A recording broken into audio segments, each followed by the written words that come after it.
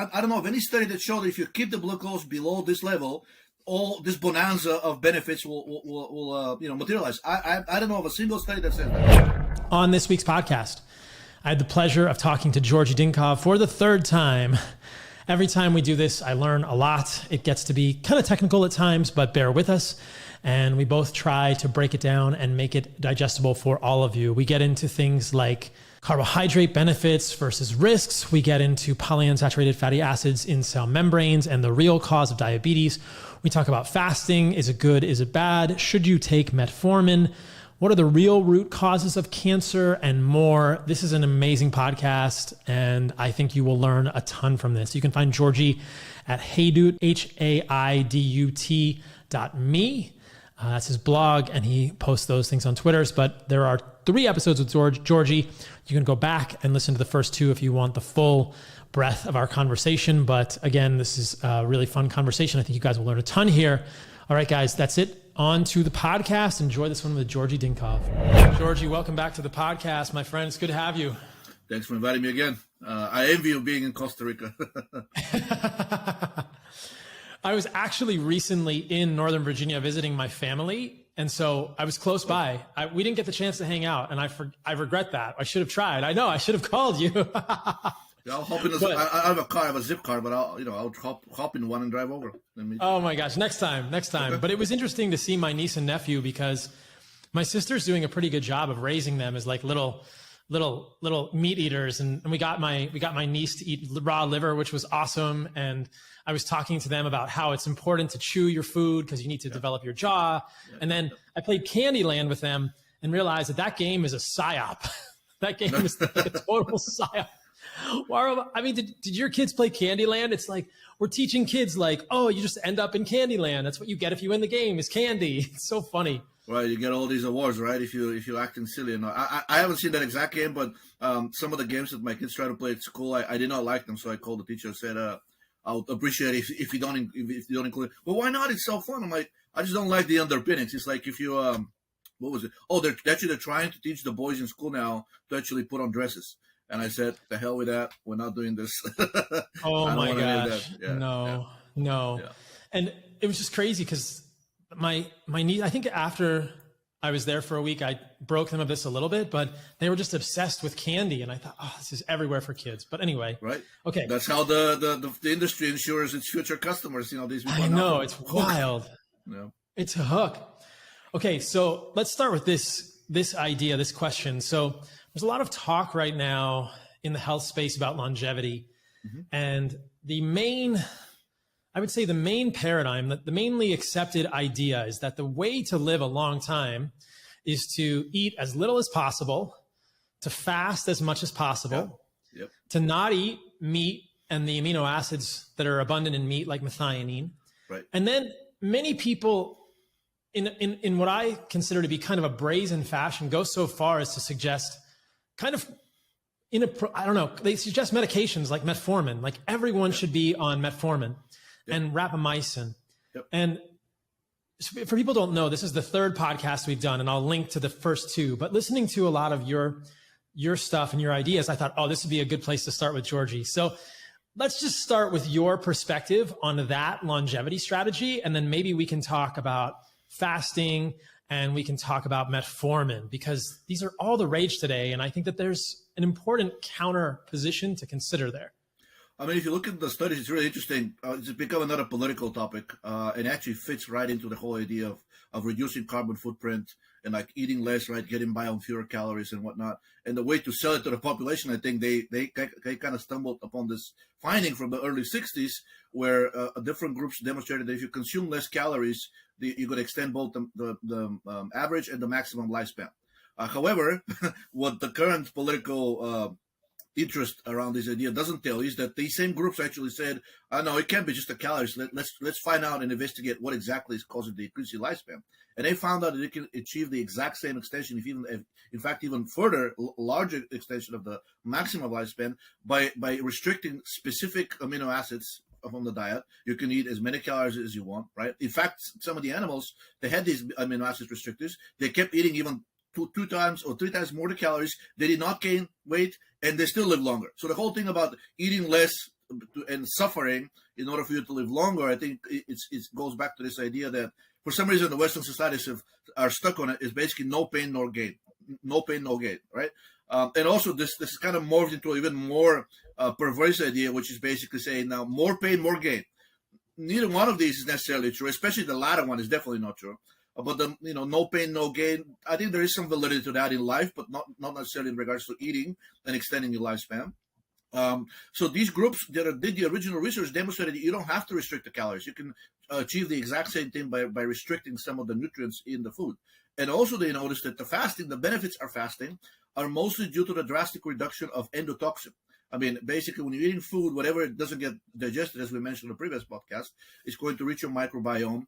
And the gram-negative portion of it, by consuming these undigested foods, is going to increase its turnover, and all the bacteria that dies, it will rupture and release this endotoxin initially into the colon, but in subsequent studies demonstrated that over time this leads to a breakdown of the gut barrier, so this endotoxin ends into the bloodstream and creates all kinds of chronic inflammatory problems. So these groups back in the 60s knew that it's not the actual calories that really matter. It's the quality of the food, right? So the whole thing about calories in versus calories out, that flies out the door. You can actually eat a lot more, not gain fat, and live longer. And I think the specific restriction that achieved the longest lifespan extension was tryptophan restriction. And then they also tried cysteine and methionine. And I think in that order, basically, this is how much you can extend your lifespan by restricting these specific amino acids. And now, because tryptophan and methionine are essential amino acids, you cannot get by consuming 0 milligrams per day of it. You do have to eat just some of them.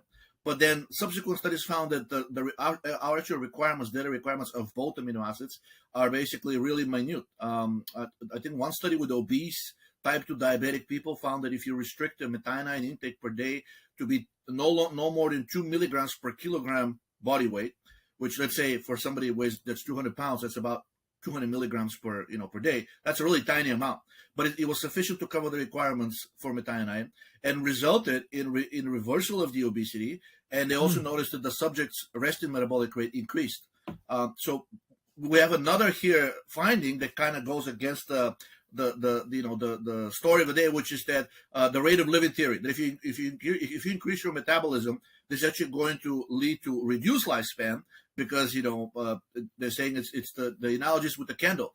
The harder the candle burns, the faster it's going to consume itself, and then basically that's you're going to end up expiring earlier. So this study found out that that's probably not the case, because when you actually increase the metabolic rate, these people became healthier. Now, of course, because the study only lasted 3 months, you can't really make a claim that it's going to extend lifespan. But at the very least, by their biomarkers, it was the exact opposite of what the rate of living theory predicts. I mean, these people's longevity biomarkers, and the most reliable of those are some of the inflammatory ones that we know about, especially the interleukins like 1 and 6. They drastically declined. So these people became healthier, lost extra weight, etc. So really, but since you mentioned the methionine is present in meat, these original groups also did tests with a vegan diet, and these animals fared the worst. So if you're gonna be fasting, eating vegan, and over-exercising like an animal, like a slave in a gold mine, so to say, you're not gonna be doing very well. And unfortunately, that's exactly what's the current mainstream recommendation. Basically, eat as many vegan products as you can, eliminate all animal products, right? Both the fats and the meats, mostly for political reasons, but now they're saying it's also healthier for you. And then basically exercise as much as you can, and fast, right? The regular fasting. But basically, if you look at the literature, there are some studies showing that fasting extends the lifespan, but those groups, the original ones that did the research, kind of followed up on that and said, well, actually, it's not the fasting itself. It's because by consuming fewer amount of food, you're consuming less of these inflammatory amino acids, and also less food means less endotoxin, from the bacteria that's in the gut. Unfortunately, the current political movement in the public health basically took only one of the messages and started running with it, because it really benefits their current recommendations, which is that we need to drastically reduce the individual's carbon footprint. And they're saying the way to do this, of course, eat less, right? Exercise more, and eat vegan products, because those are much cheaper to produce. The vast majority of them are subsidized heavily. And that's what really the powers that be want us to eat. It's something that they fully control. But if you look at the actual carbon footprint of a specific amount of rice and a specific amount of beef is actually slightly lower. So even there, they don't actually, the message is not backed by evidence, but that's where we are currently. So my message to the listeners is that do not torture yourself, and you're likely to live much longer than somebody who is basically going through these grueling fasts and exercises and veganism. And even if you don't live longer, you're going to enjoy life, right? There'll be more life in your years, and likely more years in your life as well compared to somebody who's really torturing themselves. Right. It's not always more pain, more gain. In fact, I don't know of a single case where more pain, more gain actually holds. I do know some cases where no pain, no gain is kind of true, right? And we kind of intuitively know this in life that, if you want something, you got to make a little bit of an effort for it, right? Right. But if you're making more effort, in fact, drastically more, just that's how nature is structured. The curve is logarithmic. You're going to get a drastically diminished returns on your, effort of investment. Last week I did a podcast with Dave Asprey, and it was interesting because we talked about exercise specifically, and we didn't really get into this idea in detail of high intensity interval training. But I think that there's some research that 5 minutes total per week of high intensity exercise leads to equivalent or better cardiovascular fitness than 6 hours of training. Yeah, so than 1 hour of running every day. Yep.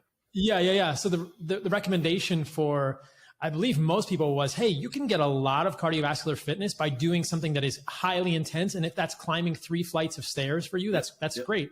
Yep. Or if you can sprint, then you can do sprints. And so I thought, wow, that really flies in the face of our underlying sort of overarching puritanical perspective as Westernized Americans. I must destroy myself to be fit. Exactly. If you can go out and do one sprint, for 30 seconds a day, a few times a week, and get pretty significant cardiovascular fitness from a full out sprint, that's wild. And if you can't physically do a sprint, you can get on an exercise bike and go really hard, or you can just walk up 3 flights of stairs. Or, it's interesting because I think there are people at different levels of exertional capacity, and they may not have the mobility to get full aerobic capacity, but getting people to really intense exercise for short amounts of time. I love that concept. It's you don't have to just crush yourself. Just go do one hard thing, for 20 seconds once a day. It's probably pretty beneficial. And obviously that's not the specific programming, but I think beyond, you don't need to get crazy in the specificity with that. So in fact, the multiple studies that show that the chronic exercise leads to reduction of your basal metabolic rate, and you're going to lose muscle mass, which is the number one predictor, as you know, as a doctor, of morbidity and mortality. The less muscle mass an older person has, the more likely they're to die of any cause, right? At least that's the studies that I'm seeing. So when you're doing these high intensity exercises, I think the main benefit is that because most of them are concentric, you're actually increasing the number of mitochondria in your cells. While with the chronic long distance kind of exhaustive exercise, you're actually not increasing the number of mitochondria. Sometimes may decrease it, but most of the effects that I see are neutral. What you are doing is you are losing a lot of muscle mass because over time, let's say if you run for an hour, chances are at some point cortisol is going to rise. You're going to run out of glycogen, right? And then you're going to start breaking down mostly lean muscle tissue. A lot of people say, I'm going to burn fat. Yeah, but you're also burning muscle, and actually a lot more than that because the brain needs is glucose. And then if you look at the long distance runners, most of them actually kind of stop being active in this activity after around the age of 45 to 50. They just feel like they can't do it anymore. They feel like their body is going to break down. And a lot of them either move to completely sedentary lifestyle or the concentric exercise or the high intensity interval training that you mentioned, because it's simply something that's more sustainable. It's more enjoyable, and they feel like it's providing more benefit. And just to clarify for the listeners, what is concentric versus eccentric exercise? Concentric is just a contraction of the muscle with a load, and eccentric is the relaxation of the muscle with a load. So when you're doing bicep curls, when you're actually flexing the muscles with a load, that's concentric. And if you could only do that portion, it would be more beneficial than just lowering the weight back down, because the muscle is still, basically tensed, but now it's relaxing with a load, and that causes a lot of structural damage. It's very good for hypertrophy, but it turns out it's not very good for your health. Interesting. So this is an interesting intersection of ideas here, because I want to emphasize something you said, that sarcopenia, which is essentially being skinny fat and is the loss of lean muscle mass, is a very strong predictor of overall morbidity and mortality as we age. And I've always found this to be interesting because many in the quote unquote longevity community will say, limit your protein, and they don't want you to have, the amino acids like leucine, isoleucine, and valine, the branched chain amino acids that do trigger muscle protein synthesis. And yet, so they're sort of encouraging people to become sarcopenic. And if you look at many of these longevity experts, they don't have a good amount of lean muscle mass on their body. They're quite skinny and they usually have a little bit of a pot belly. So I just want to make this very clear for listeners. How do we reconcile that with the understanding that methionine and tryptophan, or maybe cysteine, might be problematic amino acids? So how do you kind of wrap your head around this in your mind? Is it getting enough glycine to balance the methionine, or is there a sweet spot for protein? Because I think in terms of longevity and lean muscle mass as we age, there's a clear signal that having lean muscle mass, getting enough high quality protein, I would advocate from animal foods, animal meat and organs, is critical. But then there's also this signal that too much methionine may be bad. Is there a glycine balancing in there, or is it just a sweet spot? How do you think about both of those together? So basically the branched chain amino acids have not shown the same negative effects that the methionine, cysteine, and tryptophan have shown. In fact, there are several studies. When I first got into the bioenergetic community, I was reading a blog called Ergolog. It's published by a bunch of bodybuilders in the Netherlands, and they listed a study there where basically mice were being fed extra branched chain amino acids at a rate of like 2% of the food intake per day. Those were extra on top of what was already there, and this increased the mice maximum lifespan by about, I think, 15 to 20%. That's a lot. So now we know that the branched chain amino acids are fine. In fact, they're probably beneficial for us. So I wouldn't restrict those, and most of those you can actually get from animal foods. They're not that well represented in the vegan foods. In the vegan foods, you actually get a lot more methionine. If you look at the ratio actually of the amino acids, I think it's the ratio that matters.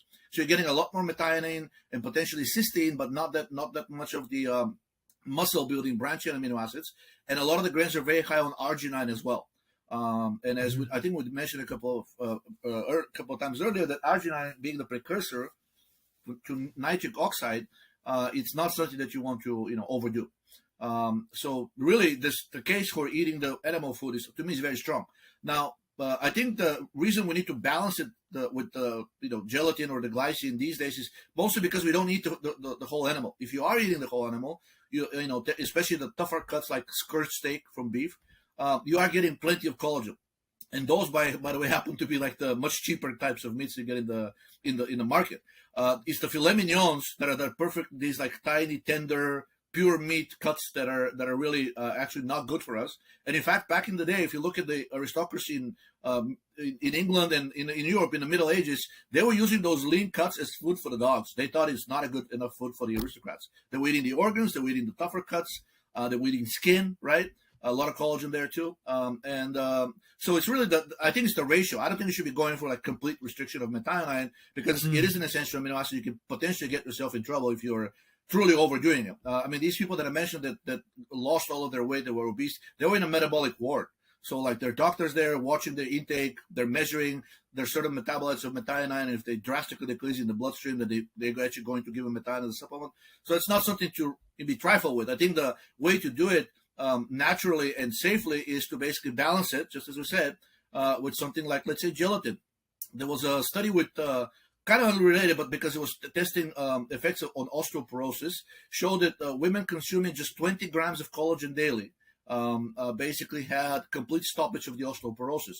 But also, if you look at, they also look at some other biomarkers, and some of the biomarkers of muscle breakdown, such as methylhistidine. There's 1 methylhistidine and 6 methylhistidine. These are actually, you can use this as biomarkers of anabolism. You can also do it with total nitrogen retention through urine and blood and whatnot, and blood urine nitrogen. But the much more sensitive one is measuring these 2 amino acids. They can only come from muscle.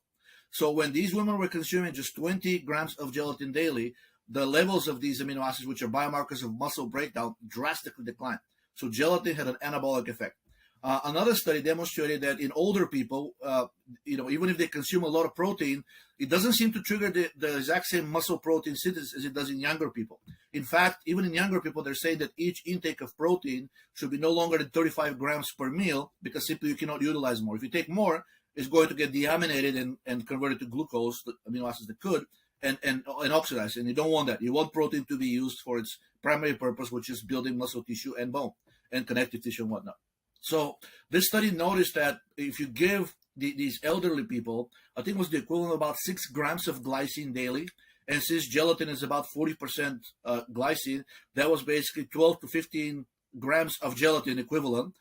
It restored immediately the anabolic effect of protein in the muscles of these old people.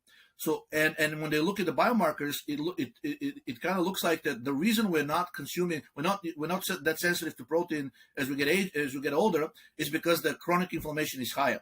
And the consumption of glycine lowered the number of different biomarkers that are known actually to be associated with muscle breakdown, such as specifically tumor necrosis factor alpha. In fact, the bodybuilders are now older ages to take drugs that are TNF alpha blockers to actually prevent muscle breakdown if they have like some kind of grueling exercise regime where they're not consuming enough calories. So it looks like it's inflammation that really does us in the long run, which of course brings a PUFA and a lot of other factors. But long story short, if you lower the inflammation in an elderly person, this restores their response to the anabolic response to protein. And another study which confirmed that gave elderly people the NSA drug known as indomethacin. I don't know if you're familiar with that. Yeah. Same thing. Immediately restore the anabolic response to protein. So it looks like we can utilize protein even in very advanced age. Some of these people in their 90s, but we need to take care of the inflammation, because if the inflammation is high, my guess, at least my explanation is cortisol will be high. And whenever cortisol is high, no matter how much protein you consume, cortisol will kind of blunt that anabolic response to the amino acids. And this is kind of, I think, known in clinical care, in critical medicine, that if a person if you have an acutely ill person, if you give them like a lot of amino acids through an IV drop, it's not going to work very well. In fact, they can raise their ammonia levels too high. At least that's what I'm hearing. And to me, the explanation is that while cortisol is high, which it will be in a critically ill person, they're not going to be reacting well to the food. They will not be in an anabolic state. They'll be in a catabolic state. Conversely, some of the other confirmations to that basically like that it's cortisol that may be driving these things, that when you give elderly people anabolic androgenic steroids, specifically testosterone, but also others, again, it restores their anabolic response to protein.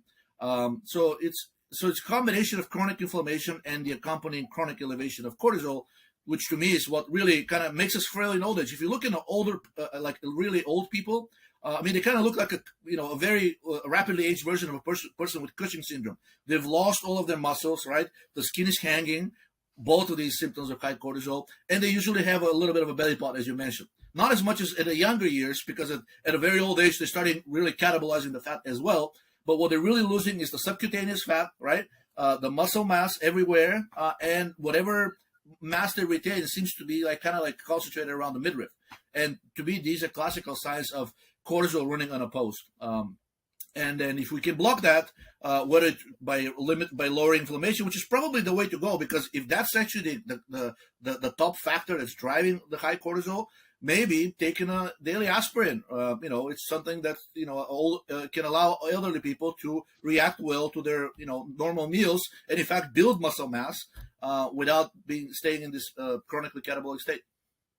Do you think that most of that inflammation as we age is coming from the gut and lipopolysaccharide and the toxin? Oh yeah, yeah. This is so. The other studies show that if you give animals activated charcoal, they basically retain most of their lean muscle mass, and they look relatively young even in a very advanced age.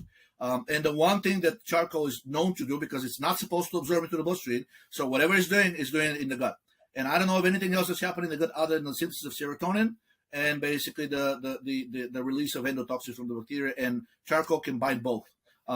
Coincidentally, drugs that act as antagonists of the endotoxin receptor, TLR4, as well as serotonin antagonists have been shown in multiple animal studies to extend lifespan, which kind of confirms that these two are really driving the aging process, or at least the morbidity process, and that charcoal, by basically binding it and reducing their effect on the organism, is helping extend lifespan. So yeah, kind of very good, kind of linking of the original findings about less calories, but by looking deeper into it, you realize that it's not the calories, it's actually what you're eating. That's super interesting. I am deeply skeptical of quick fixes, but these supplements are the real deal. Check out this review on Mood, Memory, and Brain from Heart and Soil Supplements. I'm deeply skeptical of quick fixes. My wife bought these supplements before talking to me, or I would have tried to talk her out of it. But I'm glad she did it without me knowing. Our son, who is 13, was struggling with mental illness. Although his childhood was normal, over the last 2 years, things became unbearable. He was diagnosed by a neuropsychologist with autism, including symptoms like hand flapping, constant verbal outbursts, difficulty learning. He was also struggling with severe OCD, long showers, dry and cracked knuckles from hand washing, screaming and violent fits over things not being right. The sickness was wreaking havoc on our entire family. Within the first few days of taking Mood, Memory, and Brain from Heart and Soil, along with Whole Package, he dropped almost all of these symptoms. My wife and I were in shock. We repeatedly broke down in happy tears that day in response to what he was saying to us and his apparent self-control. We kept saying, we've got him back. It's now been several weeks and the changes have stuck. We never write reviews, but this has been a life-changing event. At the lowest point, we were researching inpatient care for our son, actually considering sending him to professionals when we felt we could not provide the care he needed. Now we have our son back. We are extremely grateful, cannot thank the Heart and Soil team enough for bringing our boy back to us. Mood, Memory, and Brain and Whole Package are available at heartandsoil.co. These type of reviews really make my work feel meaningful. Everyone at Heart and Soil gets to read these reviews when they come in, and the whole team is just so incredibly passionate about what we do. If you or someone you know has mental health issues, depression, anxiety, any of these things, check us out, heartandsoil.co. If you just want to feel better and you want more organs in your life, check us out, heartandsoil.co. We make desiccated organs from grass-fed, grass-finished cows raised exclusively in New Zealand, packaged in glass, the finest desiccated organ supplements on the planet, heartandsoil.co. Our mission is to help you reclaim your birthright to optimal health. Back to the podcast with Georgi Dinkov. This has always been something that I've found interesting about Ray's work and your continuation of it, is that this bioenergetic perspective isn't really a fan of starchy foods. A lot of people get their carbohydrates from starchy foods, whether it's sweet potatoes or like oatmeal or things like this that are starchy. And as I've come to understand, is the concern here is really that you don't want, we possibly do not want undigested food moving into the colon, because that is one hypothetical way that we might increase the populations of these gram-negative bacteria and then lead to increased LPS in the blood and this inflammation cascade that we're talking about. So this is kind of interesting. I mean, is this in some ways an argument for a fairly low fiber diet? Not low fiber diets, but you can consume the fibers, but they should be mostly of the insoluble kind. If you're eating a lot of rice, and I think if you're eating a lot of potatoes, I think they do a decent amount of soluble fiber. But the danger of the starches, if they're the easily digestible ones, the simple carbs, which is what you're going to find in white rice and potatoes, if they're well cooked, they're probably not going to increase much the endotoxin, because they're going to get absorbed before they reach the colon. Now, you could have a problem in people lately because they're taking a lot of PPI drugs, like the antacid drugs. So the reduction of the production of stomach acid kind of opens this pathway to the bacteria to actually start colonizing the small intestine. And that's not a good thing. Like I think SIBO is now a thing, right? Small intestinal bacterial overgrowth. Yeah. So if you have that, actually eating starchy foods is probably going to be problematic, even if they're the simple kind of carbs that like white rice and potatoes. But if your small intestine is clean, I know a lot of people that can actually thrive on starch if it's well cooked and if it's consumed with a little bit of butter or cheese or some saturated fat or even olive oil. But then I know other people who basically cannot do any starch because they immediately get the flushing reaction.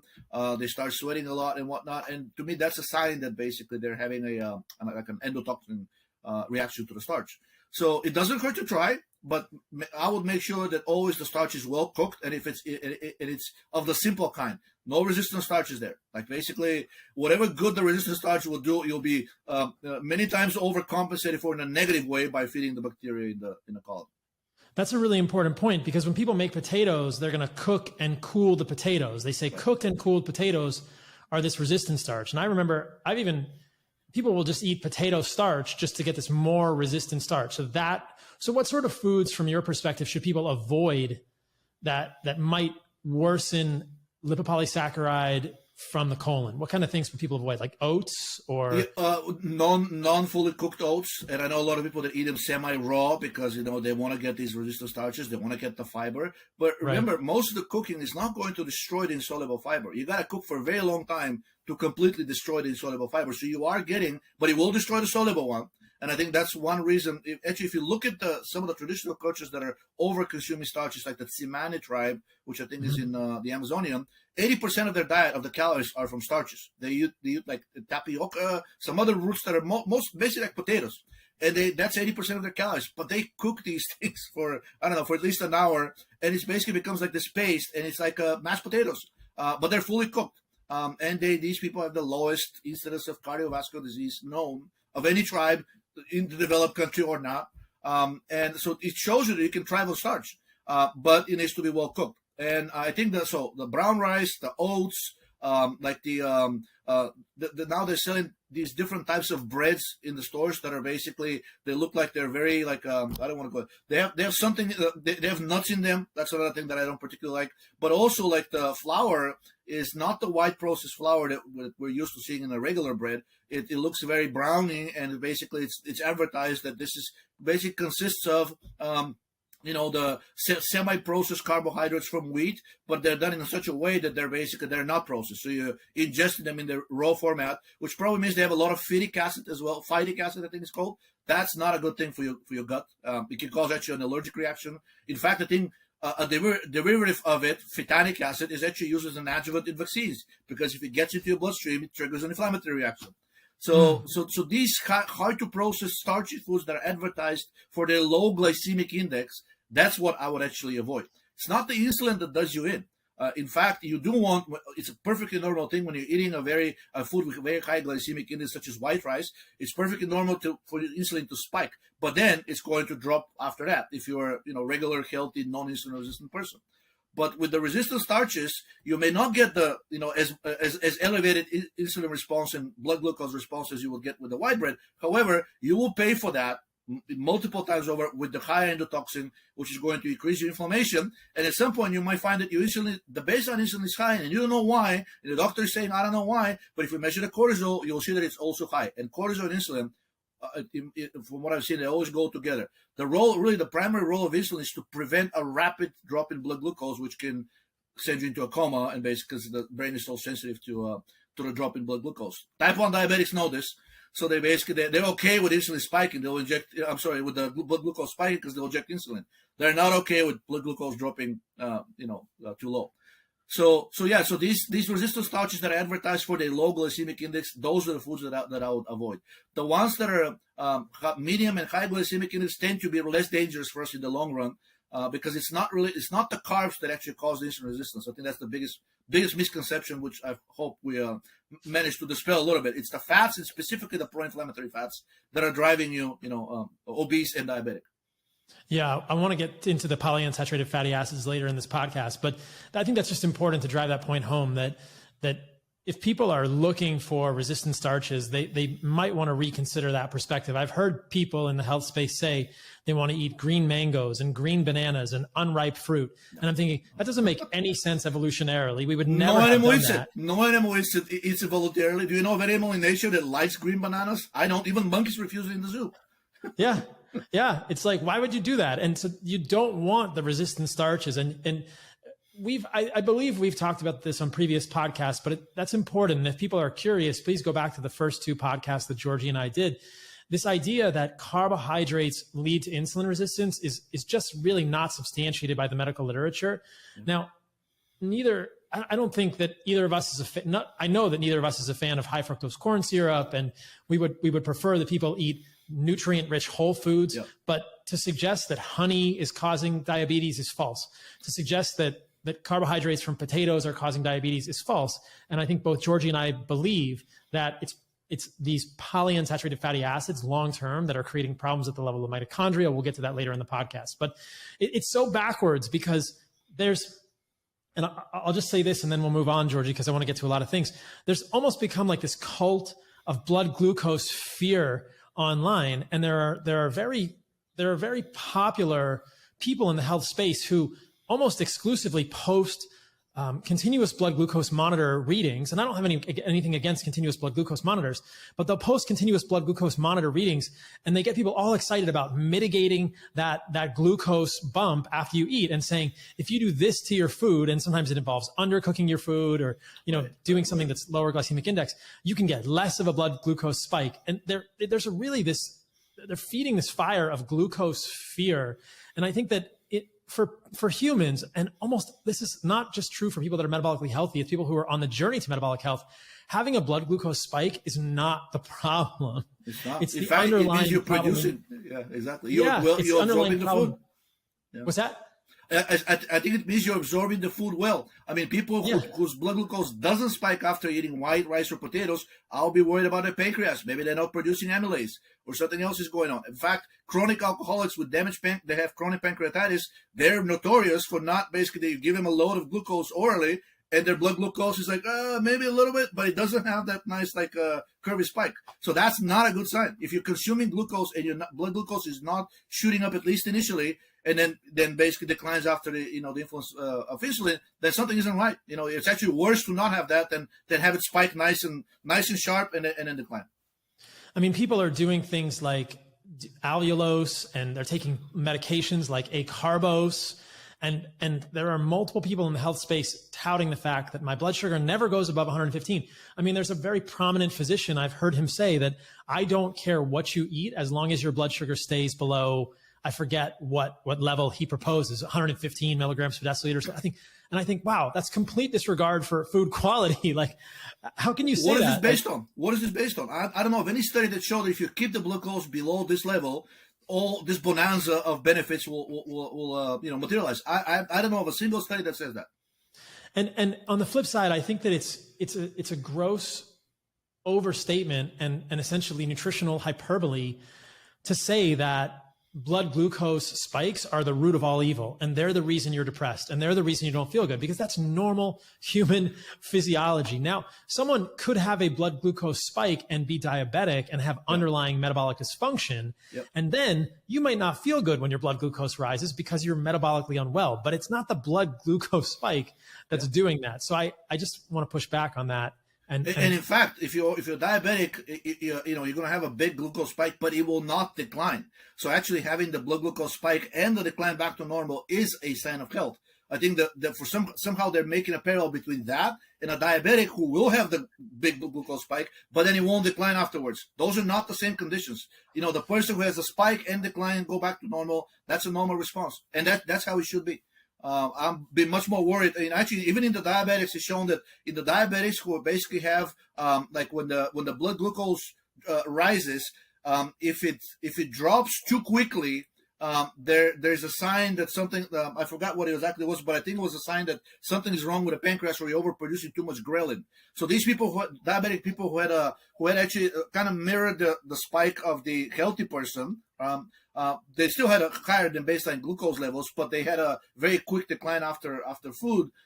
Later on, were found to have a problem with overproduction of ghrelin, or having this what is it called, MENS, multiple endocrine neoplasia syndrome. Yeah, exactly, 1 or 2.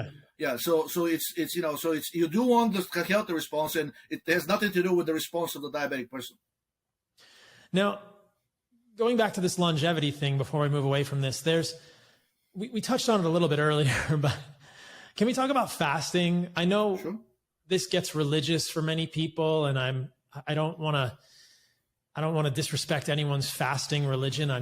Hopefully we can encourage people to be curious and consider these things. But I'd like to talk a little bit about your perspective on fasting, potential downsides of fasting, and then maybe we can segue into a quick conversation about autophagy, because I think that autophagy gets thrown around so much. And when you and I had conversations offline, and the more I look into this, it's much more complicated than it's made out to be in the general public. When I talk to people about autophagy, they say, oh yeah, it's house cleaning. And everyone knows that it's good when I clean my house, or, like everyone knows that it's good to sweep the floor. Right. Yeah. And so when you don't eat, it's like your body is sweeping the floor. Right, Georgie? And I think no way, it's much more complicated than that. Yeah. Cancer also sweeps a lot, as some of these studies showed you. Right. Exactly. So let's talk about this and maybe encourage people to be a little curious about the full really what we really fully understand with autophagy. And and maybe you can speak to the fact, like, do you think that humans need to do a lot of fasting to get optimal autophagy? And is there something, I think there's more to the story. So the benefits of fasting that I've seen for people actually to benefit from the fasting are people who really had a very high endotoxin response, kind of mimicking what the older study showed, that most of the benefits to fasting come from the reduction of endotoxin. Unfortunately, not all people can handle fasting very well. I wouldn't put a fragile person who is, let's say, like the way I define fragile is I would do a blood work analysis and see what the hormone levels are. If your cortisol to DHEA ratio is higher than 0.5, fasting might actually do a lot more damage than good. Because obviously when you're fasting, cortisol is going to rise even further. And whenever cortisol rises, that further suppresses the synthesis of DHEA. And it's the cortisol to DHEA ratio, which just like the muscle mass, which, by the way, affects the muscle mass because one of them is a catabolic, the other one the anti-catabolic hormone. The cortisol to DHEA ratio is now recognized as the best predictor of both longevity and also morbidity. So if that ratio is over 0.5, in other words, if it starts going in favor of cortisol, you're basically looking at initially cardiovascular disease, obesity, diabetes, neurological disease, and if it goes further higher, eventually you're looking at things like cancer. In fact, a recent study showed that no cancer patient had a cortisol to DHEA ratio that was below, I think, 1.5. So heavily in favor of cortisol. And we're primed to think, and I think especially doctors are primed to think of cortisol as an anti-inflammatory hormone. I know they give it to a lot of people with cancer in the hospital, right? But it looks like the cortisol is contributing a lot to the growth of specific cancer cells, especially the ones that are difficult to treat. Triple negative breast cancer, recent study came out, showed that it may be triple negative, but it's certainly responsive to hormonal therapy. In other words, if you give it an anti-cortisol drug, basically the cancer disappears. And then I think pancreatic cancer is also notorious for expressing a lot of glucocorticoid receptors. So high cortisol can actually drive that. Maybe what ended up doing in Steve Jobs, because he was he's famous for his chronic and prolonged fasts, and both often and very long. And he was also a fruitarian. Scary story. When Ashton Kutcher was doing the biopic for Steve Jobs, he subjected himself to the diet that Steve Jobs did. He ended up in hospital twice with acute pancreatitis, which, as you know, has a very high mortality rate, but also he freaked the doctor out because that's a precursor stage to pancreatic cancer. And Kushner's old doctor said, whatever you're doing, stop doing it now because I don't want you to end up like Steve Jobs. So these chronic elevations of cortisol, which will happen with fasting, are not good for anybody. But a younger, healthier person is probably in a better position to weather them on and basically kind of benefit from the reduction of endotoxin.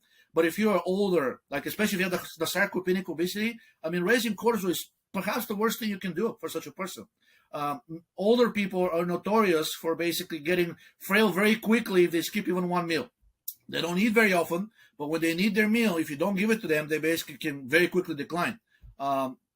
A bit of a, actually very sad story, but remember this woman that was in a vegetative state, Terry Shivo, I think she was called. She basically fell on the bathtub, hit her head, and was in a coma in a vegetative state for many years. Eventually, the husband wanted her dead. The parents wanted her alive. They fought through the courts, but eventually the court said, I got to let her expire. Well, what do you do with it? You can't euthanize them. It's not legal in the United States. So what do? They just stopped her food, and she was so frail that within 2 days she was gone. So it shows you that depending on the person, fasting it may not produce the benefits that are desired. And many of those benefits, you can probably mimic them by taking charcoal. If that's really what fasting does, reduction of the endotoxin and inflammation, take some charcoal, take some insoluble fiber. In fact, you can buy some insoluble fiber pretty cheaply on the Amazon and eat like a tablespoon a day. That's probably more than enough. And you don't have to torture yourself. Invariably, I've seen that the people who benefit the most from fasting tend to be younger, leaner, and healthier. The people that are, overweight or on the older side, basically over 50, so to speak, they don't handle fasting well. They may lose weight, but they come out of it. In fact, I'm blanking on the name of the study, but a study showed that people over 50 who fasted chronically, after they ended the fast, they were at much higher risk of getting a potentially lethal infection. Probably due to the cortisol, immunosuppressant, right? So they fasted for a long time, and then they thought they're healthier. Now they're skinnier, but the obesity paradox strikes again. It's apparently for some people it's better to have the extra weight because you're not fasting and you're eating well. to support the immune system than to fast, because if your cortisol to DHEA ratio is high enough and you raise it even further, I don't think anything good will come out of that. Don't you think also that a young person who wants to fast could achieve the same benefits by doing other things that lower LPS or endotoxin, not eating as many resistant starches that they're probably eating? I will start with that. Yeah. If you get into the point of fasting, it means you've done so many other things wrong that now you're basically getting to like these desperate measures. You have to fast. Okay. I mean, maybe like a couple hour fast, skipping breakfast and lunch and then eating dinner every once in a while. I wouldn't do this every day. Not like the warrior diet where you're supposed to only eat in this like very tight schedule, right? In between, midnight and 6 a.m. And then the rest of the day you don't eat. That's basically the Ramadan fast. But these people do it for a month, and they know very well that actually that you shouldn't be doing more than a month. And in fact, they have a special exemption in the religious text saying that if you're a pregnant woman, if you're a small child, or if you're or sick and old person, you should not be doing the fast. Okay, they can whatever the priest is there, they can tell you, I'm ordering you to not do Ramadan fast because it's bad for you. Allah doesn't want you dead. Allah wants you alive and kicking and functional. So even those people that practice the extended religious fast, they're very well aware it does not work for everybody. And if you're one of these people, you get a pass. You don't get to torture yourself. So benefits of fasting, primarily reduction of endotoxin coming from undigested food in the colon and serotonin. Food. Yeah, and you can achieve that, like you said, charcoal, reducing your soluble fiber, reducing your resistant starches, eating more simple carbohydrates, which everyone is afraid of, honey, fruit juice, fruit. Those would probably all achieve the same thing. Now, in terms of the cortisol to DHEA ratio, is that like, would you do, just so people can do that, would you do like a morning fasted cortisol and a morning DHEA at the same time? How would you measure those to make that ratio? I'm thinking about my blood work. Yeah, and the units of those two also. Do they have to be the same? I think they're the same. I think they are the same. Yeah, at least in the States, they're the same. I think they're milligrams or nanograms or milligrams per deciliter, and I think it's the same range for cortisol and DHEA. We are producing similar amounts of cortisol and DHEA. These are the two hormones that basically, once you reach puberty, cortisol and DHEA are produced at a very high amount. And with aging, DHEA declines, but cortisol production does not. So the cortisol to DHEA ratio actually naturally, if you consider aging naturally increases. So another explanation of why we become catabolic with age and we don't basically respond that well to protein. I'm pretty sure the ranges are the same. Some countries measure them in nanomoles per liter. That's also okay. But basically, I can send you a few studies. I think they use the U.S. and the Western Europe metric, which was in the nanograms per deciliter, and they divided cortisol to DHEA, or cortisol to DHEA sulfate is another good measure. Probably better because the DHEA sulfate is more of a longer term indicator of how much DHEA you're producing.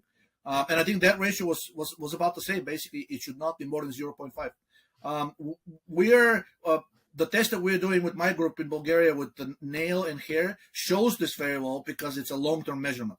But if you're doing blood tests, I will do maybe like every 2 weeks for maybe like a month or two, and then average the results out and see how they are. Because like you said, if you're fasted, cortisol is going to be higher than optimal, right? Maybe the best thing is to do in the afternoon because that's when you're supposed to be your healthiest. Cortisol is supposed to be lowest, DHA is supposed to be highest, and if at that point your ratio is not optimal, then you're probably in trouble. Yeah. So looking at the cortisol to DHEA ratio, as I'm thinking about it now, it might make more sense to do that one as a non-fasted lab. Yeah. And when I was back in the States in March this year, I did blood work because I like to do it as often as possible. And I'm always doing fasting blood work. It's just the norm. And I'm thinking, man, I usually eat now first thing when I wake up, and I don't like not eating because I don't feel as good. And it's something we've talked about on previous podcasts. I think that, getting more glycogen back, I want to keep the cortisol down. So I just think, wow, I'm always doing these fasted blood work because I want to get lipids, and that's the standard is fasting lipids. But I think in the future, I might do more blood work non-fasting and just maybe even do lipids non-fasting and understand that the triglycerides will not be fasting, but everything else will look a little differently. Testosterone obviously has this diurnal pattern. It's highest in the morning. People are used to looking at testosterone that's like a 7:30 or an 8 a.m. testosterone. So interesting stuff though, but maybe the cortisol for DHEA ratio, that's an interesting predictor of overall stress. I think more people should do that. Morbidity and mortality. And for males, a similar test, which male specific, was cortisol to testosterone ratio. It should be less than 10. Yes. And several studies show that people with PTSD, specifically males, have a cortisol to testosterone ratio that's 30 or higher. And in fact, some of these people, when they're given testosterone therapy for unrelated reasons, their PTSD resolved. So it shows that PTSD really is like a chronic stress that cannot be remediated until the endocrine framework is rebalanced back to normal. So some studies are actually now testing DHEA supplementation for PTSD. Unfortunately, in males and less so in females, if you take a very high dose of DHEA, a lot of it will convert to estrogen. Not so much with testosterone, because even though testosterone is a precursor to estrogen, in fact, a direct one, testosterone itself is a moderately strong aromatase inhibitor. So it will kind of inhibit its own conversion to estrogen. You may still raise it, but DHA is much better in that, and it's not an effect we want. But still, it shows you that the anti-catabolic hormones for males and for females have this plethora of beneficial effects, both metabolically and mentally, and as longevity, as in general frailness, and everything else. Let's talk about autophagy real quickly. This was an eye-opening one for me. Do you need to fast to get autophagy, Georgi? I don't think so. And some of the studies that I showed demonstrated that, in fact, sucrose, trehalose, fructose, and I think maltose, several sugars, when they were administered to the animals, the levels of autophagy rose. So it's not something. Yes, sure. When you're basically fasting, the body has to get the calories from somewhere, and what is it going to do? Probably a good adaptive response is to consume the sick cells, right? The ones that are sending signals that are, I don't know, they're hypometabolic or they're about to turn cancerous and whatnot. So I think that's a good effect, but for how long? I don't think any study has looked at basically at what point does fasting induced autophagy become detrimental. All they've seen is that, yes, sure, in the first 6 hours of fasting, the autophagy rates are greatly increased. But what happens afterwards? What happens if you actually fast continuously? I don't know of a study that looked even at the every day for 6 hours continuous fasting effect on autophagy. My guess is that at some point, the body will downregulate that response simply to preserve tissue, right, and keep you alive for longer. So, like anything else, I think every intervention that we try to trick the body into or with has a diminishing return on investment, and I think the same is true, with fasting.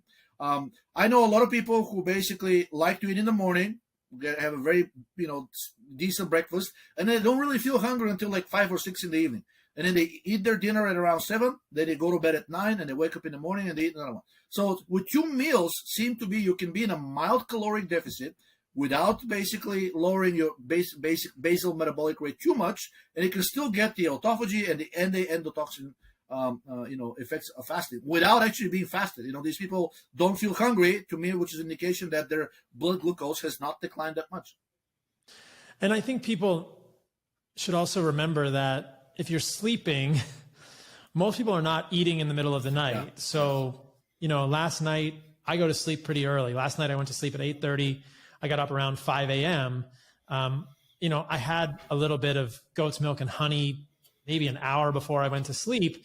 And then I had some food pretty soon after I woke up. I still had a 10-hour fast, So I think that it's not so much that people think that they're going to get enough autophagy overnight while they're sleeping. They're thinking they need to do like a 16-hour fast every day or a 24-hour fast, or only eat once a day to get autophagy. And I think, wait a minute, do we really know how well calibrated these autophagy mechanisms are? As you point out, some of the foods that are nutrients that we're taking in trigger autophagy mechanisms. Yep. Glucose, sucrose, this is triggering some cellular house cleaning. Glycine does it too. Yeah. So that's actually taking in nutrients, triggering some degree of house cleaning. And then most people are getting an 8-hour fast or a 10-hour fast overnight. How do we know that's not enough time? And then, as you pointed out in our conversations offline before this podcast, there's at least some signal, and we don't really fully have this understood in the literature, that perhaps too much autophagy could lead to negative cardiac remodeling at the level of the heart. It is maybe even like a precancerous type of thing. Precancer. In fact, I think there are several trials now where they're basically using drugs that block autophagy, and they're hoping to stop the development of some. I think it was mostly of the gastrointestinal tract, which is a very interesting thing. It means that too much autophagy in your gastrointestinal tract is probably not a good thing. I guess the cells there, they need their energy, and if you don't give the energy through the food, then they may end up consuming each other, but then it's not necessarily a good thing. That actually is one of the core features of cancer. A study that I posted on my blog a couple of months ago showed that cancer cells are very good at devouring the mitochondria of healthy cells around them as basically as a source of fuel. That is a type of autophagy. Unfortunately, they're consuming the normal healthy tissue as well. So we don't know enough about the process to be stimulating it beyond the baseline, which is what's happening while we're sleeping, right? And also in between meals. I mean, I know studies have shown that you do trigger autophagy if you basically have at least 3 or 4 hours between meals. So I don't know of a good reason or argument scientific that we should be increasing it beyond that, because we're triggering a lot of catabolic processes that at some point may get out of hand. Cancer is one such thing. It's probably the epitome of the catabolic processes, and autophagy is highly expressed in most types of solid tumors, not so much in the hematological ones, but the solid ones. So until we know more, I would not try to increase autophagy further by fasting. And fasting, by the way, another thing that's known that in people with established tumors, yes, it does make the tumors more sensitive initially to chemotherapy, but if the fasting continues, eventually the tumors become very, very aggressive, stop responding to chemotherapy, metastasize, and invariably kill the patient. So I think that's one reason why even mainstream oncologists, they will tell you, do not fast, okay? When chemotherapy or radiotherapy or everything, do not fast. Eat your things. Steve Jobs was notorious for getting into these big fights with an oncologist who was begging him to eat some protein. The guy would not eat protein. He would only eat fruit. And the oncologist said, look, cancer is already eating you out from the inside. Unless you consume some protein, that process is going to be accelerated that much, more. So eat some protein. Anyways, I can send you the articles in the popular press how Steve Jobs thought he knew better, and the doctors, listen, you may be a genius in IT, but I'm telling you, you're composed of cells. These cells need protein. You don't need protein, then you become the food for the tumor. Yeah. And I want to get into cancer and cancer mechanisms in a moment, but before we move on from that, let's talk about metformin for a second, because I mean, I'm not taking metformin, Georgi, so I'm going to die early. No, that's not a drug. You can take Saladino. So what do you think about metformin? Known metabolic inhibitor. I mean, I can send you 100 studies that show that metformin is administered in multiple studies because it's a known inhibitor of complex 1 of the electron transport chain. And that's perhaps the one complex that is, with complex 4, probably close second, the one complex that is known to be inhibited in every type of cancer.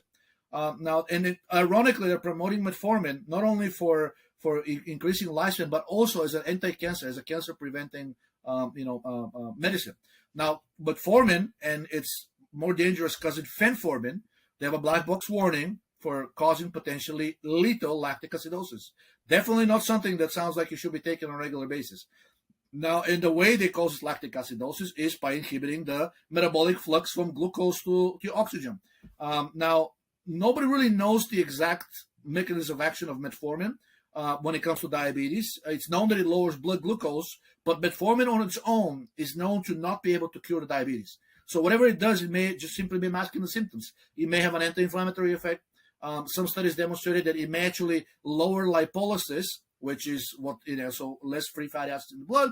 And of course, that means the cells will have more opportunity to burn glucose. But if that's the case, if that's the benefit of metformin, you can do it by taking aspirin, by taking niacinamide, by taking sucrose, because it will trigger insulin. Insulin's primary effect is anti-lipolysis, right? So there are many other ways they can do it in a more in a healthier or less risky fashion.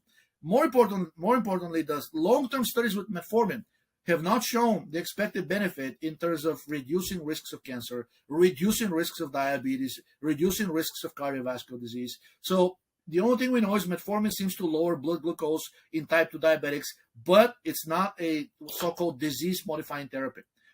So I don't know why these people are taking it. Maybe because it lowers blood glucose, and that's part of the mantra, right? Whatever you should be doing, you got to lower the glucose down below a certain level. So, I mean, and by the way, if the doses for metformin is really effective for that, you are reaching the danger zone of causing lactic acidosis, which has a 30 to 40% mortality rate if you get to that level.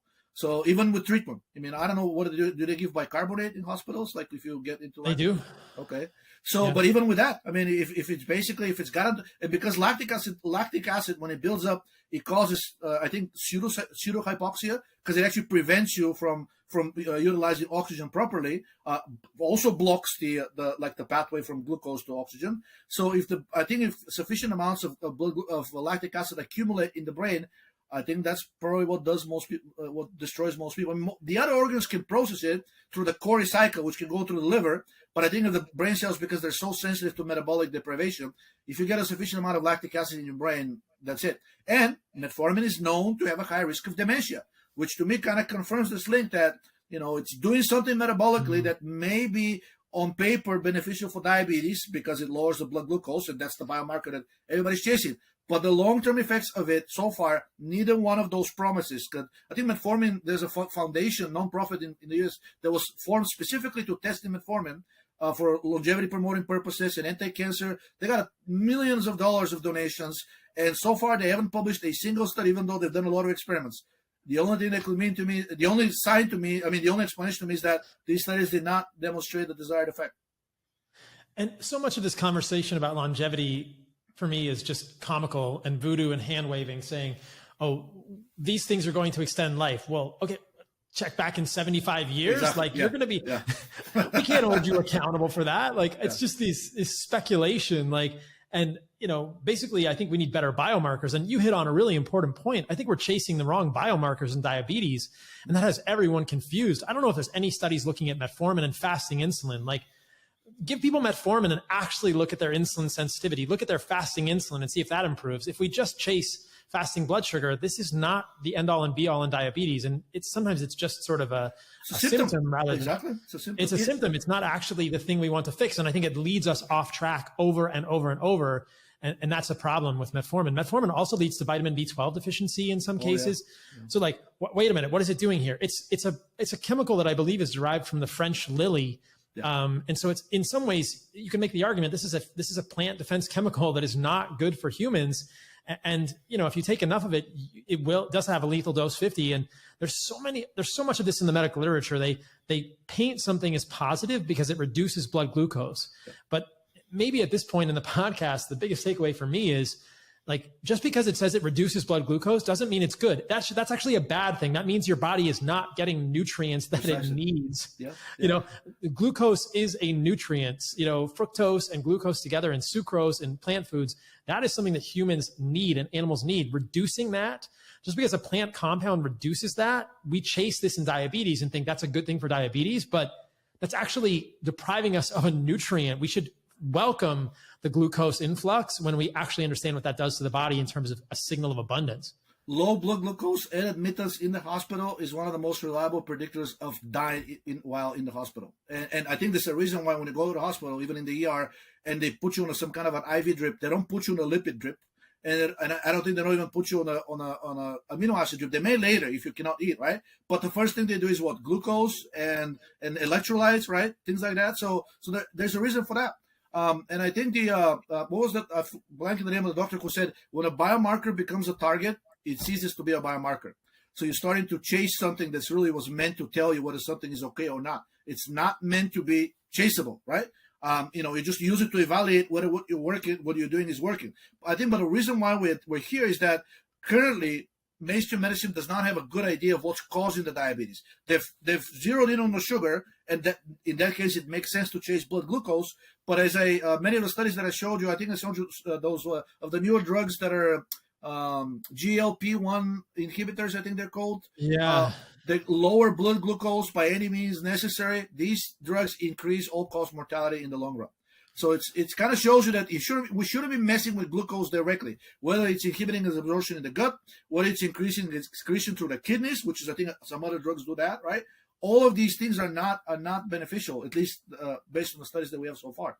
So we should be looking at something else. What's causing this, increase in blood glucose? And to me, the evidence, the parallel evidence, because it's not hidden, it's there, it's been there for decades, shows that hyperlipemia, basically, it can cause reliably diabetes. In fact, to this day, making animals diabetic in animal studies has two established protocols. One is they administer a drug called streptozotocin, I think it's called, to destroy the pancreas, and that gives them type 1 diabetes. For type 2 diabetes, they feed the animals high-fat diet, and specifically high PUFA diet. They don't change the glucose calories. I don't know of a protocol that causes diabetes by eating high sugar diet, right? By keeping fat low or stable. It's actually the other way around. So this is established in all the animal protocols we know.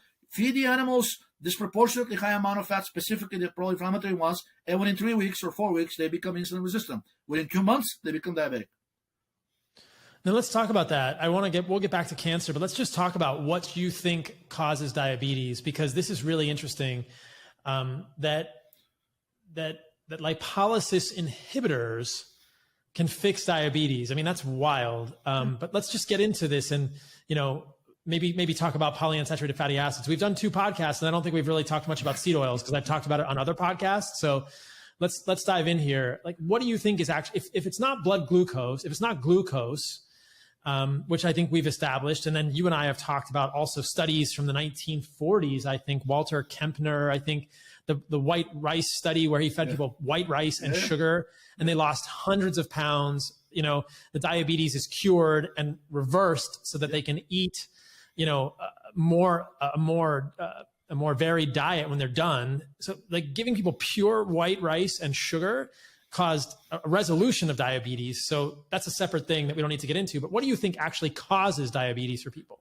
Yeah, if you've said this thing to your medical exams, they would have probably thrown you out, right? When they ask you, hey, Paul, how do we cure diabetes? Feed them more sugar.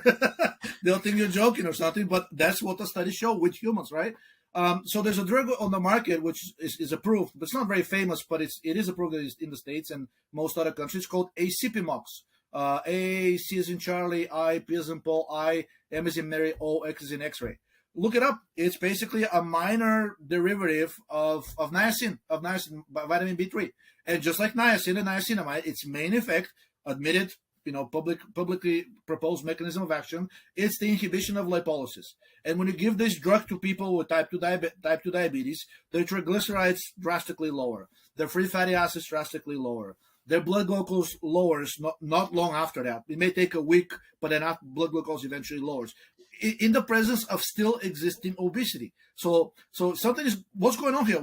How can a person with type 2 diabetes can be brought down to normal blood sugar levels and normal lipid profile in the presence of still morbid obesity? So it means that the fat that is circulating, that's the most reliable explanation based on the mechanism of action of Acipimox, is doing something to the cells to prevent them from utilizing glucose. And that's something was defined, I think, initially in the 1960s by a gentleman named Randall, and it's known as the Randall cycle.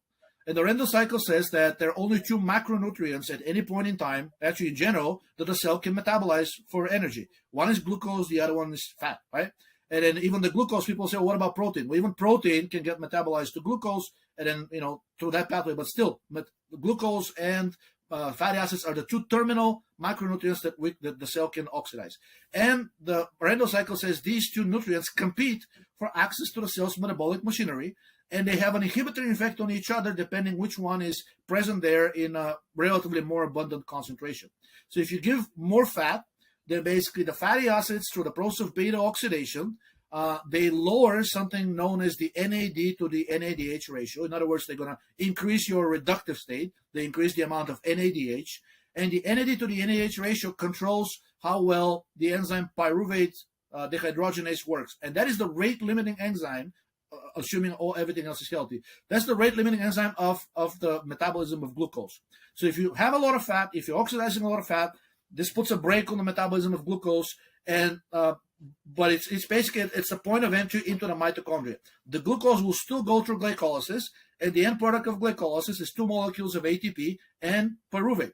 Now, pyruvate sits there and waits for the pyruvate dehydrogenase to pick it up and metabolize it further, put it through a Krebs cycle, the electron transport chain, eventually meet oxygen. But if that enzyme, pyruvate dehydrogenase, is not working, pyruvate accumulates. Now, because the cell needs a certain amount of NAD to NADH ratio to function, in other words, if that ratio drops too low, the cell can die. So the cell says, okay, I'm building up too much NADH. What can I do to get more NAD? And the cell says, well, in this emergency situation, since I cannot get to oxygen, which is the oxidant that can oxidize NADH back into NAD, what other oxidizing agents do I have around me that can do this trick? And that is pyruvate. So pyruvate acts as the emergency oxidizing agent for NADH through an enzyme called lactate dehydrogenase. So pyruvate oxidizes NADH back to NAD, but in the process becomes lactate. And coincidentally, all the people with diabetes, all the people with insulin resistance, all the people with cancer, cardiovascular disease, etc., they have higher than optimal levels of lactic acid in the blood. That demonstrates that there is an impediment to the metabolism of glucose. Now, inhibition of pyruvate hydrogenation is not the only thing that can cause lactate to rise. Just as we discussed, metformin can do it, but how does it do it? By inhibiting another step. But still, it inhibits one of these steps, and you're going to get a buildup of lactate because the metabolic precursors are going to build up, and eventually pyruvate will build up, and that results in a buildup of lactate. So these studies demonstrated that, Rendo demonstrated that you can actually control the cell's metabolic flexibility by providing relative overabundance of each one of these nutrients. So that means that if we assume for a second that the diabetes, the inability to oxidize glucose, is basically caused by oversupply of fat into the cell, then anything that we can do to either limit the supply of fat or increase the relative abundance of glucose relative to the fat should have therapeutic effects. The studies with white rice you found confirm that. The studies that I send you later on like the 1 pound of candy sugar daily on top of the normal diet restored fertility even in morbidly obese men. I think that also confirms that. The drug acipimox, which actually, so it doesn't increase glucose supply, but it limits the supply of fat. So the relative overabundance of carbs will still be there. So it does the exact same thing. So we have plenty of aspirin, by the way.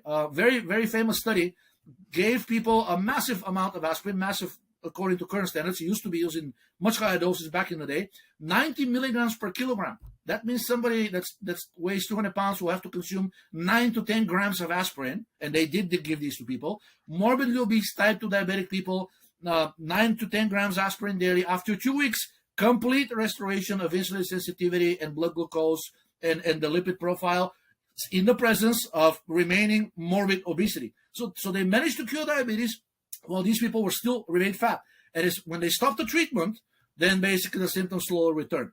What does aspirin do? Well, it's another well-known lipolysis inhibitor, but it also has an anti-inflammatory effect, which means it's probably going to end up in reducing cortisol, which is also known to be higher than optimal in diabetic and obese people. The salicylic acid metabolite of aspirin is a direct inhibitor of the enzyme 11-beta hydroxysteroid dehydrogenase type 1, which means it will directly inhibit the synthesis of cortisol.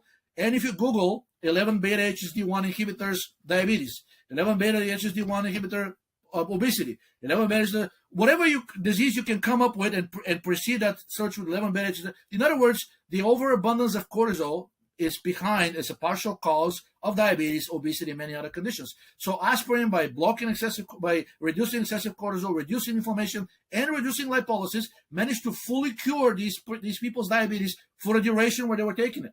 Did not cause lactic acidosis like metformin does, right? And in fact, the people felt energetic. I think it improved their mood as well, which is commonly low in people with diabetes. That some of them, I think like 30% have depression or something like that. So we have multiple pieces of evidence, independent, by the way. They didn't cite each other's research, which tells me that these people were not influenced by each other's work. They discovered these things independently through different pathways, which shows that the oversupply of fat, whether it's through the diet, again, reliable method of causing diabetes in animal models, right? Or through higher than normal lipolysis, which can happen under stress, which can happen if you don't consume sufficient amount of carbs in the diet, because it's insulin that actually keeps excessive lipolysis from happening. If you fast, which is another thing, which is going to raise cortisol and adrenaline, and again, flood the blood with free fatty acids. So all of these things ultimately lead to a state where there is an overabundance relative of fatty acids. And then, I've argued this with other doctors to say, okay, so hold on a second. Why does this? So if we lower this and the diabetes disappears, I think the argument is, okay, so what can we do to cure it? Because when we stop these interventions, basically the symptoms return. And I'm saying, well, as long as the stores, the fat stores contain overabundance of fat, and the majority of that fat is polyunsaturated, whenever these fatty acids flood the bloodstream, you're going to have the exact same condition. First, oversupply of fat relative to glucose, and also the inflammatory effect of these fats by the prostaglandin and the leukotriene pathways. These things by themselves can actually aggravate, in some cases even cause the diabetes. There are studies with animals showing that if you inject prostaglandin directly into the animals in sufficient amounts, you can cause diabetes. Actually, type 1 diabetes, because the prostaglandins, apparently in sufficiently high amounts, can destroy the beta cells of the pancreas. So there's plenty of evidence demonstrated that the fats and the inflammation is what directly causes the diabetes. There are studies that show that if you can reverse somehow this obesity, basically you're curing the diabetes. And there's studies showing that even without reversing the obesity, if you limit the temporary effect of these fats that we are carrying or getting from the diet, then you basically don't have diabetes, at least temporarily. It has nothing to do with the blood glucose. In fact, you should be aiming to raise the blood glucose by providing more blood glucose maybe, and then you may have a therapeutic effect. And this was known as far back, I think it's like the 1890s. There are old studies that I can show you that Ray Peat quoted on his website from some hospital in London, where basically they were treating people with high doses of sodium salicylate, which is just another ester drug of kind of like similar to aspirin, and the oversupply of massive amounts of sweet tea. So sweetened with sucrose. And the British loved their tea, so they were drinking gallons of it daily, sweetened, and these people were fine, even type 1 diabetics. So that was amazing. Thank you. I know that was kind of technical for a lot of the listeners. I'll just try and summarize it. And basically, we can backstep to where we're actually getting close to the roots of diabetes. But the idea is that excess lipolysis, excess free fatty acids in the blood trigger the periphery, whether it's the muscles, the liver, the brain, to become insulin resistant. We know this. We know, I mean, one of the things that we can even measure in humans is what is the NEFA, the non-esterified fatty acids in the blood? What are the free fatty acids? And when you're doing ketosis, when you're fasting, if you're limiting carbohydrates, you will see the free fatty acids go up. And that's a physiologic insulin resistance response.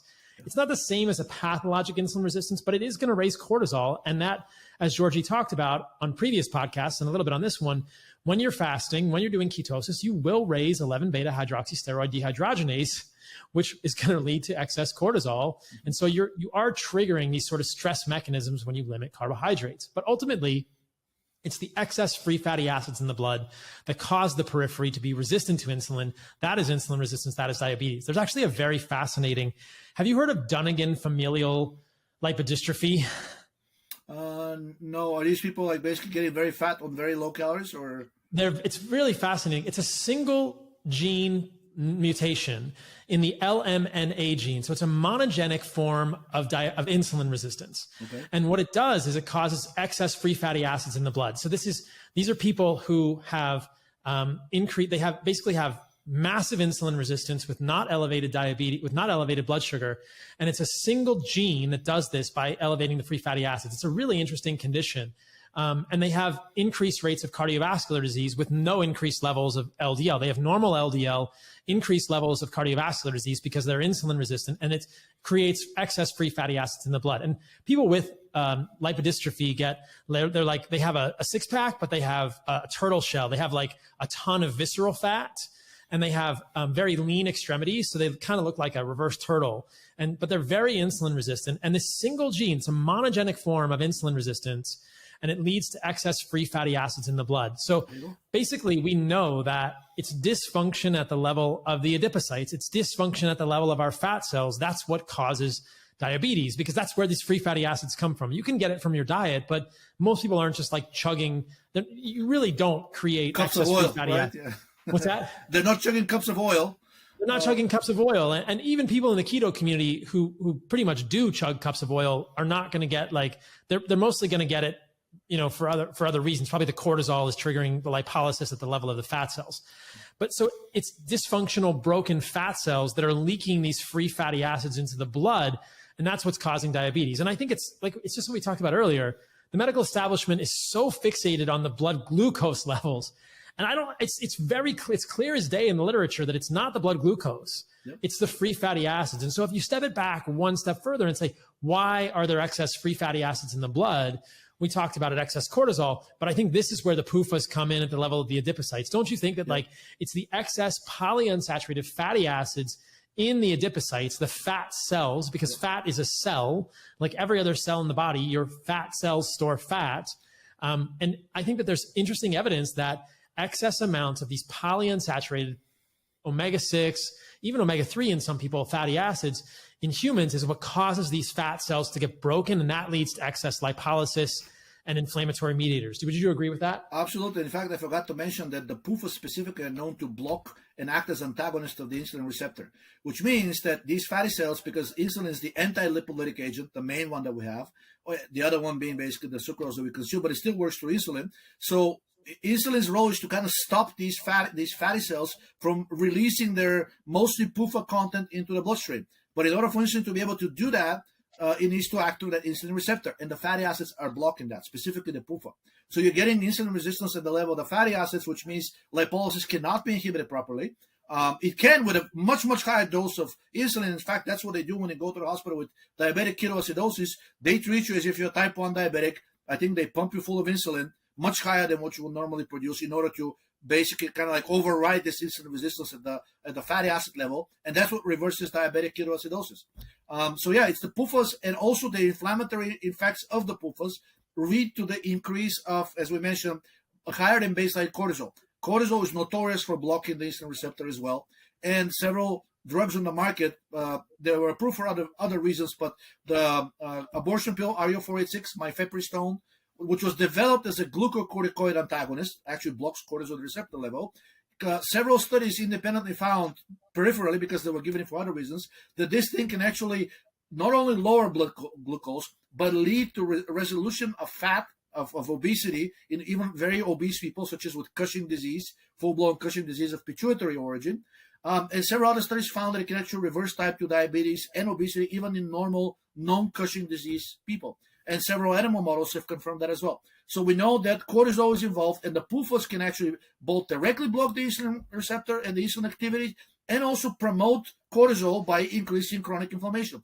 Both of these two things, the elevated cortisol and the antagonism of insulin at the receptor level, I think these two are sufficient to actually cause diabetes while the situation is continuing. So you can probably cause all the symptoms of diabetes by giving a continuous infusion of polyunsaturated fats to an organism. And there's some evidence that it has already been observed clinically, because some people are on so-called total parenteral nutrition.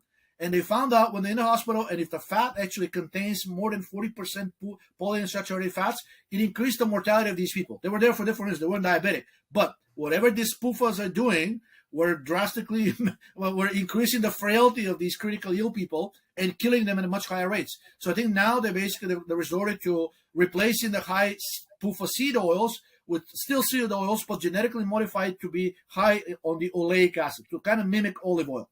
There's a high oleic sunflower oil, there's high oleic soybean oil, etc., etc. But even the critical medicine, which to me is like really the most established portion of the medicine, has realized that the PUFAs can have a very detrimental effect on sick people, and they've monitored them. They've seen that it increased the non-esterified fatty acid levels.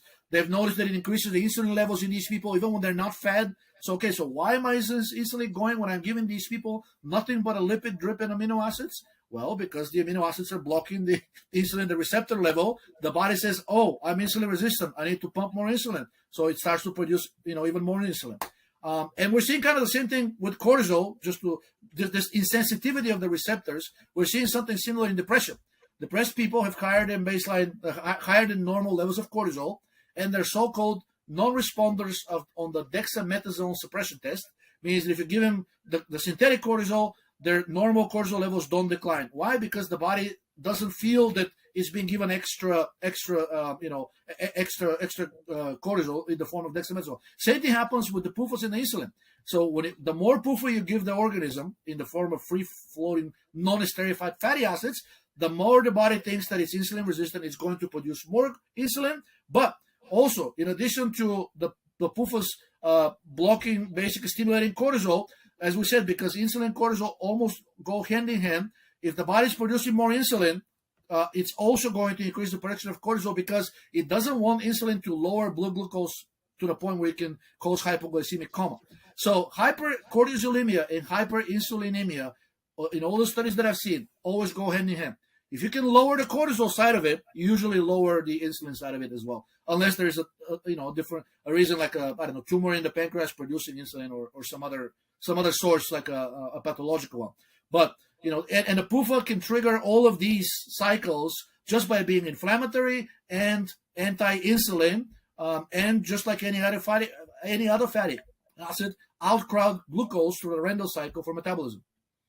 And I think we talked about this on a previous podcast, but did you mention that when you are crowding out glucose at the level of the metabolic sort of branch point in humans, that the polyunsaturated fats do that more than saturated fats? Yes. Because people get worried about eating saturated fat and sugar together. I hear this all the time. People say you shouldn't eat fruit or honey and meat together. But I'm pretty sure it was with you. There was a conversation that we had that the polyunsaturated fats are more to blame for this flipping of the switch in the Randle cycle toward fat than the saturated fats. Is that true, or am I making that up? It is, and also the polyunsaturated fats, they themselves are actually lipolysis promoting, which is unique among the fatty acids, while the saturated ones are anti-lipolytic.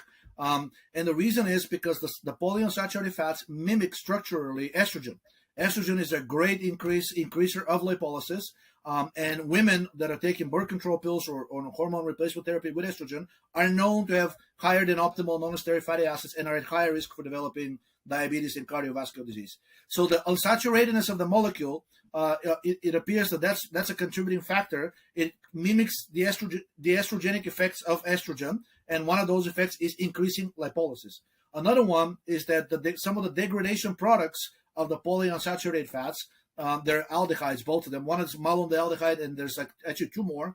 When they look at the plaques of the blood vessels that basically eventually can cause heart attack or stroke, 80% of that was accumulation of those toxic byproducts of polyunsaturated fats. And when they tested these two aldehydes, it demonstrated that they have a profound anti-metabolic effect. They immediately caused hyperglycemia in animal models when they were injected directly.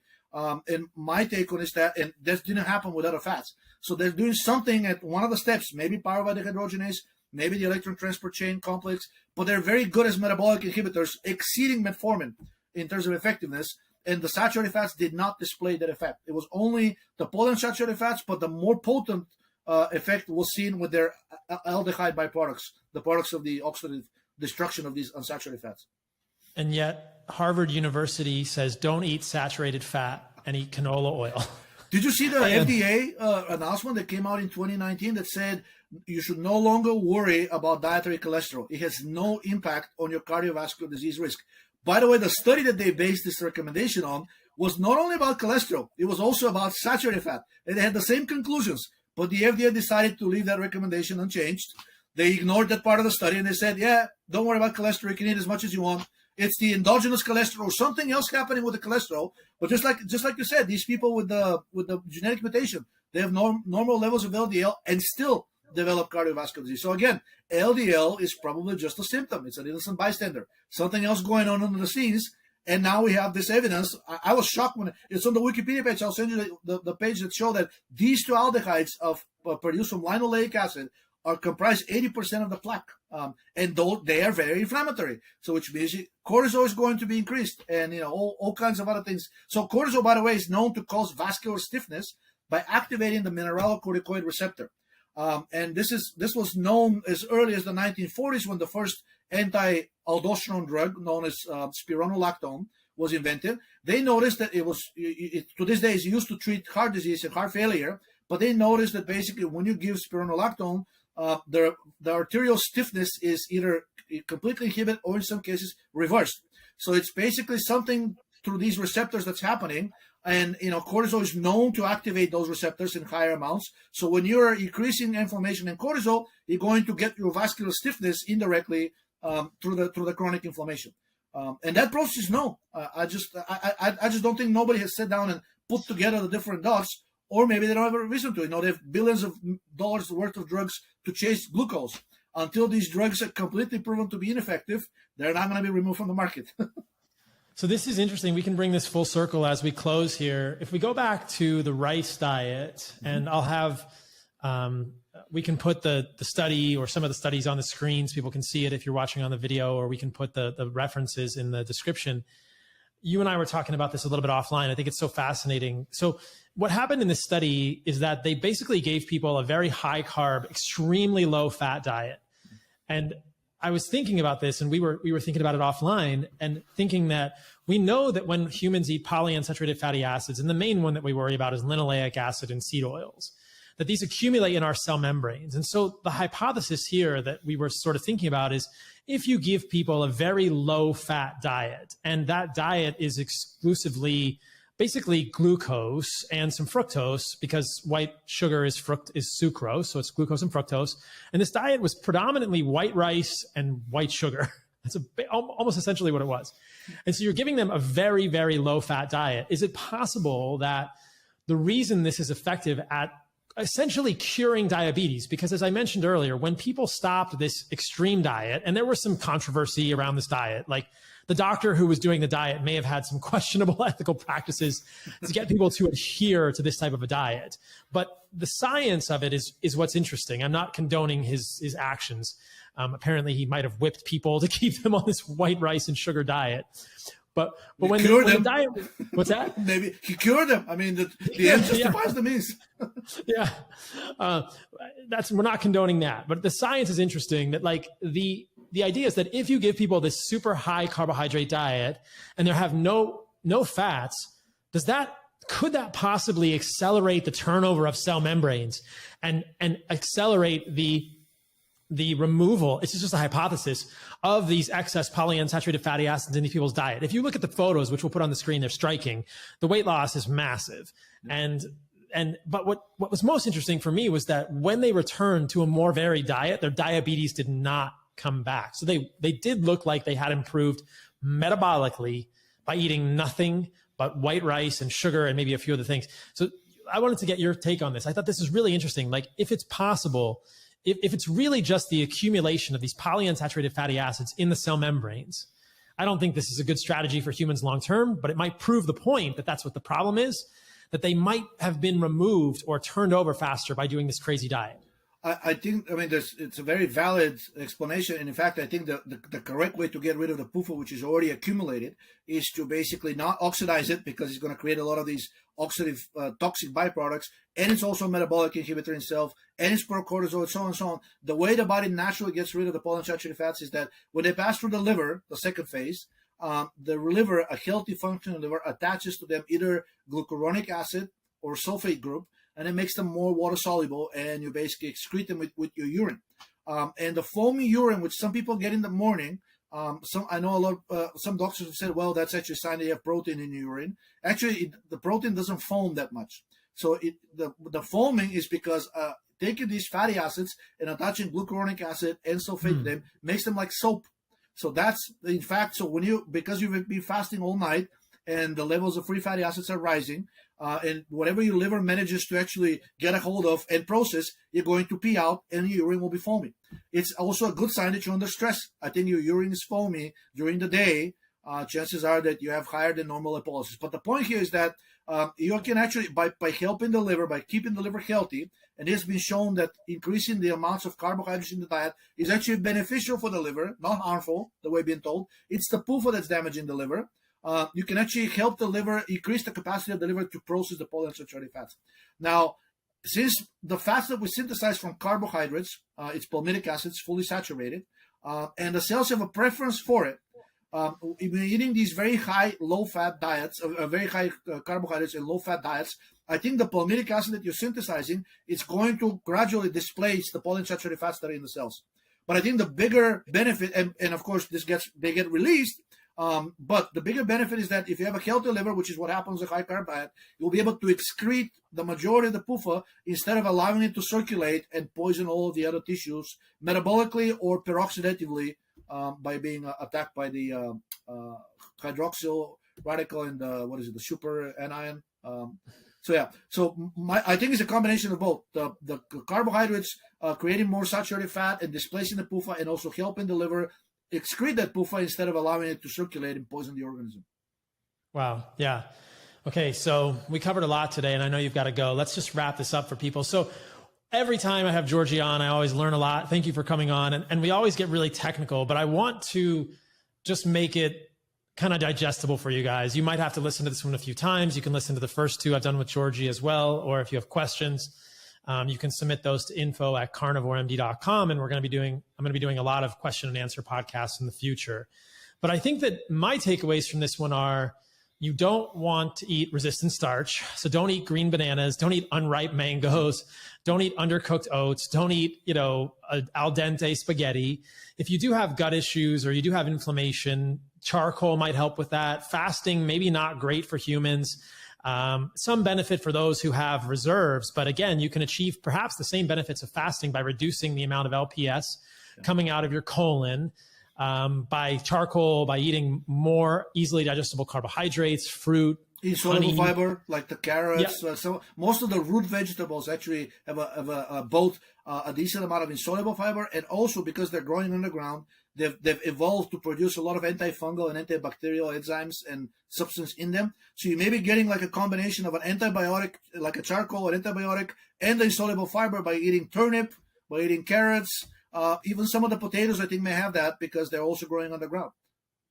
You want to make sure you cook them really good. So if you're going to cook white rice, much better than brown rice, cook it really well. Maybe even pressure cook your white rice and potatoes.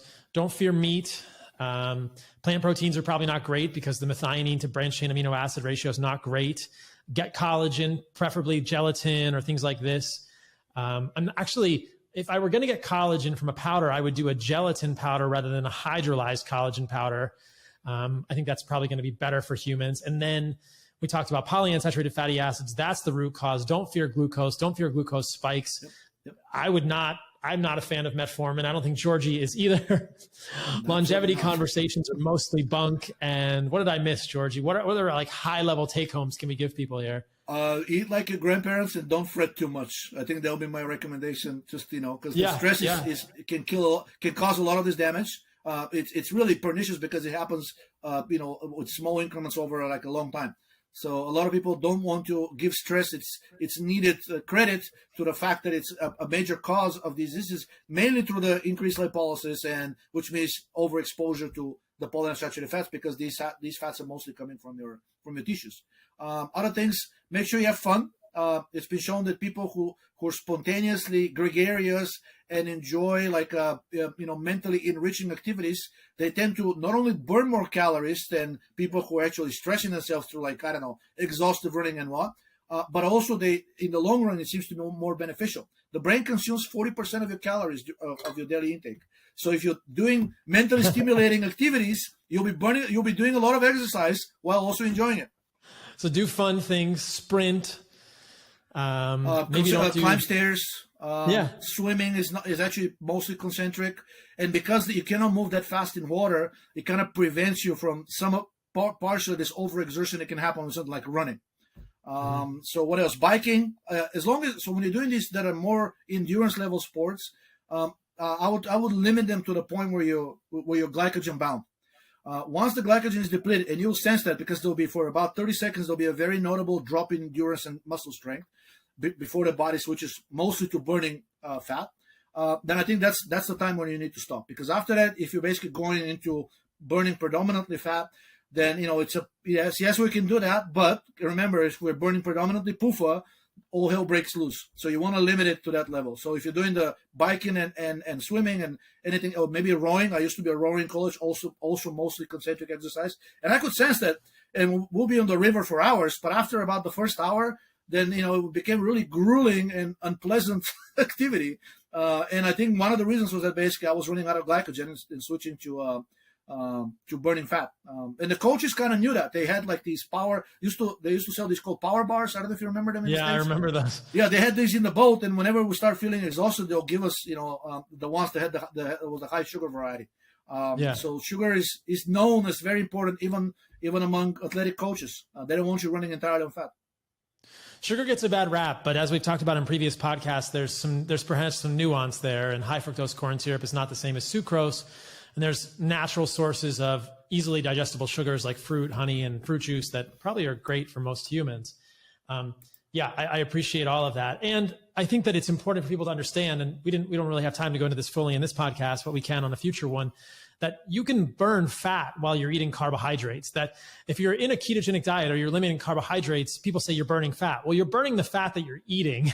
Yeah. You're not necessarily burning the fat on your body. Precisely. And even if you're doing lipolysis and burning the fat on your body, that's a process that is often going to lead to the lipolysis of the oxidation of polyunsaturated fatty acids, which is not a good thing. It's possible to lose weight. The quickest way to get NAFLD is to actually be in a chronic ketosis. In fact, another well-established model for doing NAFLD in animals is either feed them the high-fat diet or do the chronic fasting. So it's known in animal research that the chronic fasting through the increased lipolysis, it's not a good thing for your liver. And once your liver gets fattened, that's your primary defense mechanism against the PUFA that is circulating, whether from the diet or from your from your fatty tissue. And if that happens, then the only thing you can PUFA do is circulate around until it gets oxidized, and that process never leads to anything good. Georgi, this is the last question, then we'll wrap it up. Are you aware of any evidence in humans that fructose leads to non-alcoholic fatty liver disease? Because no. I had Dave Asprey on last week, and he was saying fructose, you don't want to eat too much fructose. And I thought, well, I'll ask Georgi about this. I'm not familiar with any evidence in humans that that's a problem, but I think the reason is that they're claiming that that's the case because the fructose has a basically higher, it triggers the release of triglycerides more easily than glucose does. But it doesn't lead to NAFLD. In fact, I can send you several studies showing that administering higher amounts again of carbohydrates, whether through pure starch, which is pure glucose, right, or sucrose or honey, can actually reverse fatty liver disease. Fruit juices are about 70 to 80% fructose. So, especially from the ripe fruits, but I want to emphasize the ripe fruits because the unripe ones have a lot of citric acid and a lot of other metabolic inhibitors, which, by the way, the plants are releasing to discourage the animals from eating these fruits. So we shouldn't be eating them either. Anyways, pear juice, apple juice, grape juice, mango juice, orange juice, they're actually 70 to 80% fructose. So when you're consuming these, and there are plenty of studies with humans as well, they should be, causing NAFLD epidemic everywhere, and they're not. In fact, it's, there's several studies with humans now showing that if you inhibit lipolysis and or increase the supply of carbohydrates, that actually has a beneficial effect on the liver. It's really the increased lipolysis, increased fatty oxidation, because the liver is the organ that has to deal with that. So whenever you have that going on in your body, whether they're releasing the toxic aldehydes from the peripheral cells because they're trying to oxidize PUFA, or it's just the PUFA floating around, basically the liver carries the burden of detoxifying you, even from the things that are inside of you. And if the liver is not working, by the way, this process of detoxification takes its toll. If you overburden the liver's capacity to process the PUFA, to glucuronidate and sulfate it, the other thing that the liver can do is actually start storing it inside of itself. And once that capacity is reached, then the liver starts to re-esterify the free fatty acids and release them back as triglycerides to be stored again into the fatty tissue. So liver health is really at the core of type 2 diabetes and obesity. And I don't think it's a coincidence that every single person with one of these diseases also has some form of fatty liver disease, NAFLD or NSH, or even up to the cirrhosis level. And because we've talked a lot about the liver, I think one of the main things people can do to keep the liver healthy is limit the polyunsaturated fatty acids. Limit the polyunsaturated fats, yeah. Nothing, I don't know if there's a cell in the body that can benefit from polyunsaturated fats, and conversely that would not benefit if you restrict the polyunsaturated fats. Old study, I think was done by German scientists in the 1950s, showed that if you limit the polyunsaturated fat intake below 1% in animals, cancer cannot develop. I think enough said. And also there are multiple studies with animals that have been made so-called essential fatty acid deficient. Mm-hmm. So they were depleted of their PUFAs through consuming, again, either very high carbohydrate, a very, very low fat food, or food where all the fat was 100% saturated.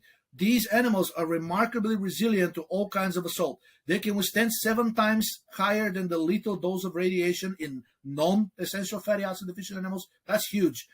They can withstand a lethal dosage of lipopolysaccharide, because it can be often used in animal research to trigger, like hyperthermia or like retching and like vomiting and whatnot. They can withstand 20 times the LD of an LD50 of what the animal can normally take. They're extremely resilient to a number of different carcinogens that are commonly used to trigger several cancers in animals, including liver cancer. There is something called carbon tetrachloride. That's a very well-established chemical for causing liver cancer very rapidly in animals. And the animals that are essential fatty acid deficient almost never develop it, even no matter how much you inject them with that. In fact, they die from the toxicity of the chemical through other means than before they develop liver cancer. They're extremely resilient to neurological conditions. There are several models of causing Alzheimer's disease, Parkinson's disease, or even ALS in animals. It cannot be caused in animals that are essential fatty acid deficient. So nothing essential about those fatty acids. The only thing they do is actually they make you a very compliant, obedient person who can get fat on a very low-calorie diet. And that's exactly what the powers that be really want us. They want us to get by on the minimum amount of food possible. It's called the food efficiency. In agriculture, in livestock breeding, high food efficiency, which means getting your animals as fat as possible on fewest calories possible, is great, right? Because you're spending very little on food. The same thing is, for some reason, has taken hold on medicine, that they think that we should be like that, get by on the minimum amount of food possible, when it's actually the opposite. That is a measure of health. How much can you eat without getting fat? And the higher that number is, usually the healthier you are. I think we all remember when we were little kids, you could eat whatever you want, whenever you want, and we didn't pack on a single pound, most of us, right? But with aging, that started to change. And I think that's, there's a lot of evidence that the process is driven by PUFA, inflammation, the catabolic hormones such as cortisol, which is catabolic for the muscle, but anabolic for fat, etc. So basically, eating more saturated fat, limiting polyunsaturated fatty acids makes us into the best version of ourselves. Yep.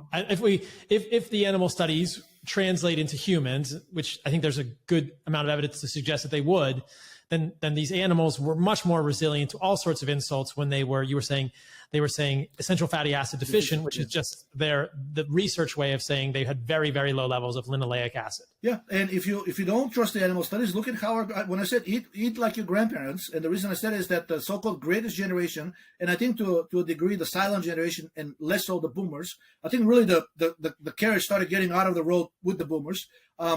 They consumed the generations that were basically in their adulthood in the early 20th century up to the middle of the 20th century. The fats they consumed are mostly of animal origin and mostly saturated. McDonald's and KFC used to fry their fries in beef tallow. Butter was like the cooking oil of choice in probably the majority of the houses. You'll be hard pressed to go out in the store and find some processed food that was not made with saturated fat. Around the late 50s to early 60s, this changed completely in favor of the seed oils. And our health has been declining ever since. Is it the only factor? Probably not. But the fact that the curves of the incidence rates of the various diseases and the increase of the consumption of seed oils, the fact that they overlap so well suggests that it's a big factor. Georgi, where can people find more of your work? Thank you for coming on the podcast. Thank you. Probably the best thing is to check my blog. I have a blog and I post under the alias HeyDude. It's HAIDUT.me, M-E. So that's the blog, my blog, HeyDude.me. And that feeds into Twitter under the same tag, twitter.com/HeyDude. And whatever I post on the blog, it goes on the Twitter. And I sometimes engage with the public on Twitter if they have questions about the studies. Thanks for your work, my friend. It's always good talking to you. Thank you. Hopefully appreciate it. Thanks for inviting me. Thank you.